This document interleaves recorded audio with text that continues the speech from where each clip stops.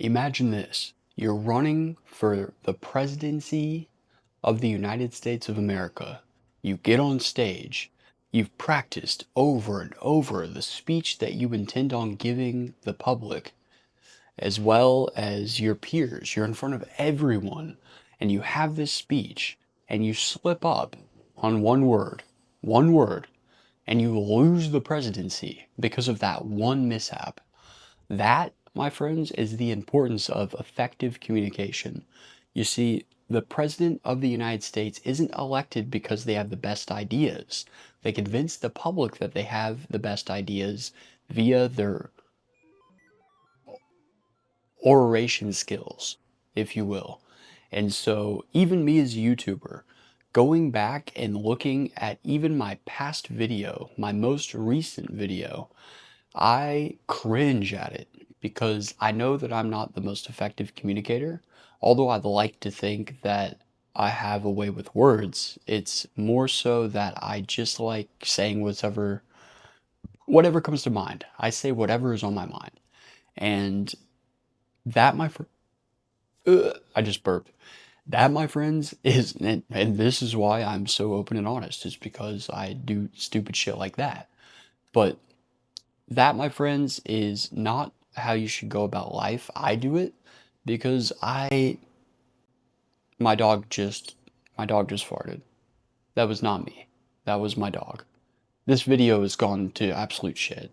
Anyways, the importance of effective communication is the difference between landing a job and not landing a job, or asking that person out on a date and having them say yes versus being rejected and facing that rejection in front of everyone. And then you go down a deep spiral. You may pick up alcoholism.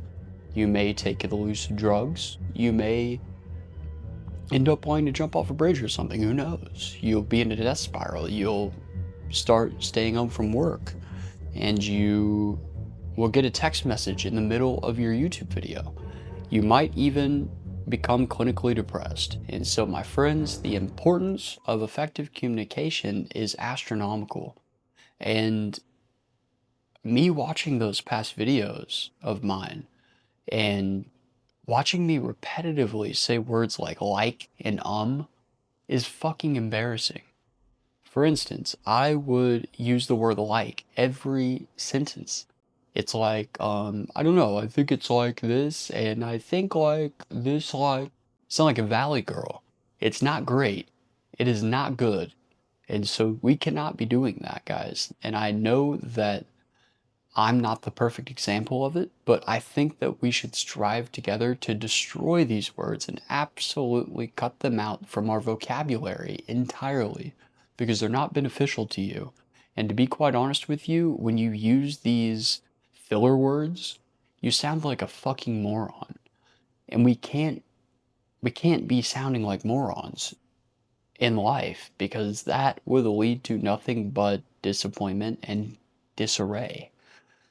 And thus, I'm going to attempt to stop using these words, and I highly suggest that you do too, because effective communication is not just great for your professional life, but it's also extremely important for your personal life. Whether or not you can thwart a potential argument with a spouse or someone that you're currently in a relationship with, that miscommunication can be the death of an entire relationship simply based on a misunderstanding.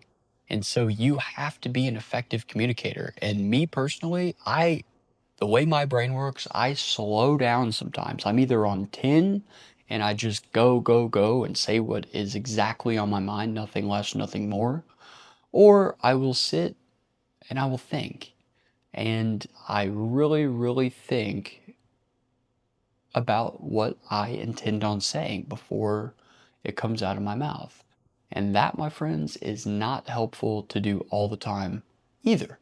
However, if you mix up your speech pattern and go from speaking rapidly, and then when you actually have something to say that is very important, you slow it down and speak soft. That way, the audience will hang upon your every word. That, coupled with speaking fast when you're just trying to get the point across, is a way of effectively communicating something to where you will grasp someone's attention. That, my friends, is very important. These are important skills to learn. And you might think to yourself, well, hey, Kyler, I mean, what the fuck? I am what I am, and I'm not going to change for no one. I ain't going to do it. I ain't going to change for no one. I've been this way. My granddaddy been this way, and that's the way it's going to be. You heard? Okay, I heard. But wouldn't you like to become the best version of yourself? That's a question. That's a question, a genuine question that you yourself have to answer. You have to hold yourself accountable. And if you have great ideas, which everyone probably has great ideas, even if it's something as simple as someone with Down syndrome making a belt that you can strap a toaster to in order to make grilled cheese on the go. That still, my friends, is a revolutionary idea. And that person, as disabled as they might be, this sounds fucking terrible, but whatever, I say whatever's on my mind. They aren't able to put that business plan into fruition unless they can effectively communicate it to the people around them that are going to support them and lift them up and pay financially for the upfront cost of that business endeavor. So you have to speak with some sort of conviction, and you have to really work on it. And I'm guilty of it too. I'm an absolute trash public speaker.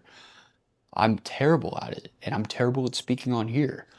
And I'm going to get better. And I think that's why people like me on here, because they realize that I'm just so open and honest. But in general, that's not a great way to go through life.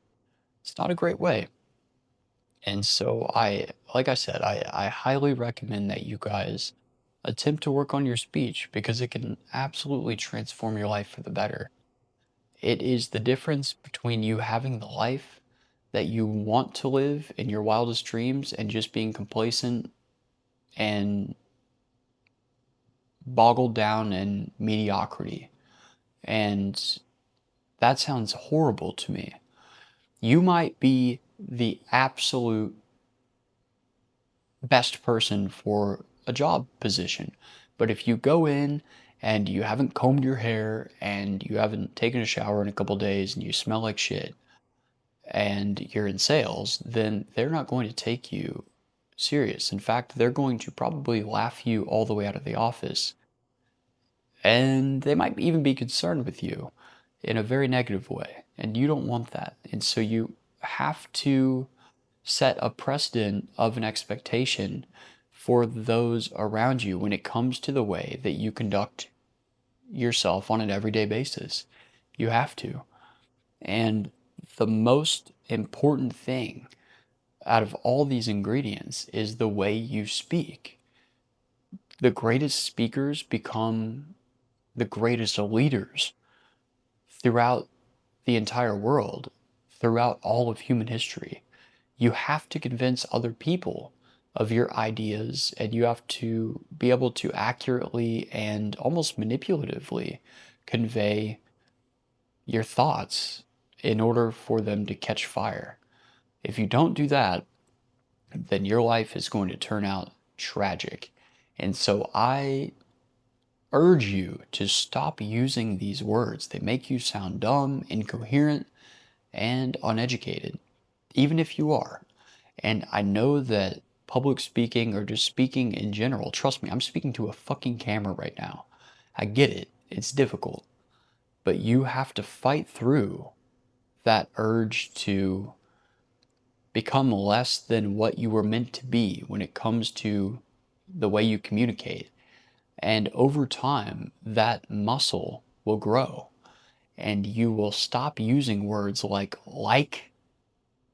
and and I even did it just then, like, I like you. I don't just like you, I like you. Okay, stop using these words. Words such as, how about that? Mr. Thesaurus over here. We have to stop using these words. It's so important.